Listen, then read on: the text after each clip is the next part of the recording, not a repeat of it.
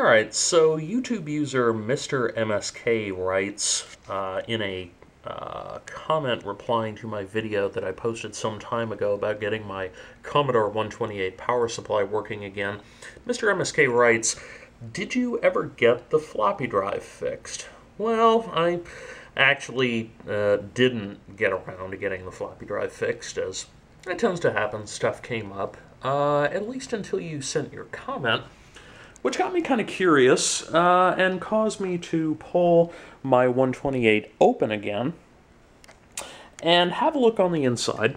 I did clean the heads as per your suggestion. I hit both the upper and the lower, which you can't really see because it's covered by the upper head with a little bit of 90% IPA to clean them up. And I also noticed, and I hope this comes out on the HD, that this little plastic bar that you can see right here, which is directly attached to the upper head, had managed to, as I drop this disc on the floor, anyway, this little bar had managed to slip underneath this sort of cast assembly here, which moves up and down with the motion of the drive door.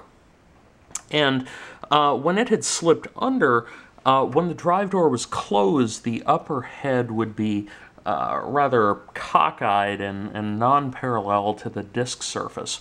So I can only imagine that maybe it got bumped out of place in my several moves since I've had this machine. But anyway, putting this little bar back on top of where it seems to need to be, on top of this cast assembly, now allows, when a disk is inserted, such as this GEOS 128 auto boot diskette, when the door is closed, the upper head now seems to come down nicely perpendicular to the disk surface, as it should be.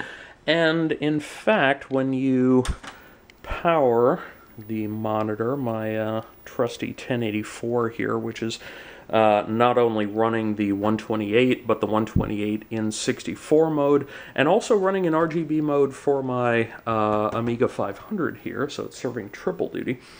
But anyway, when you fire the machine up, you now get that lovely 128 checkerboard and a booting GEOS indication. And instead of just flailing around kind of randomly and not actually loading anything, you actually see the drive moving about and loading some stuff. If you did not come up in an era of floppy disk-based computers, you do not appreciate the sound that a floppy drive makes.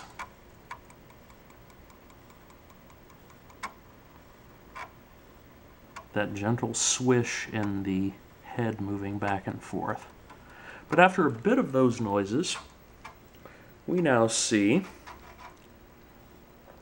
a GEOS 128 screen, and I know it's a bit flickery, at least it's a bit flickery on the LCD of the camera. I'm hoping it's not that bad in the actual video. But you now see a wonderful GEOS 128 desktop. We can now go here and say GEOS info.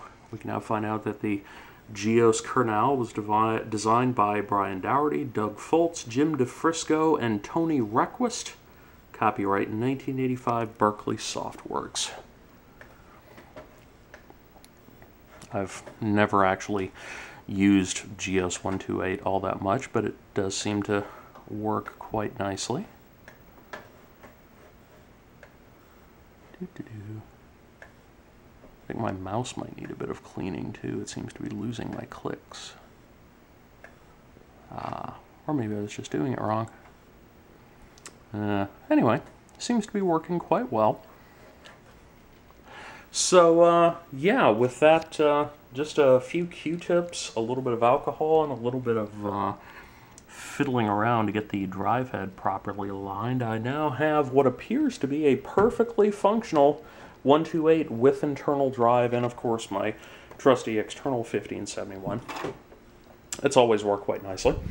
So, in closing, thank you, MisterMsk, for making your comment and inspiring me to get my 128 perfectly running again.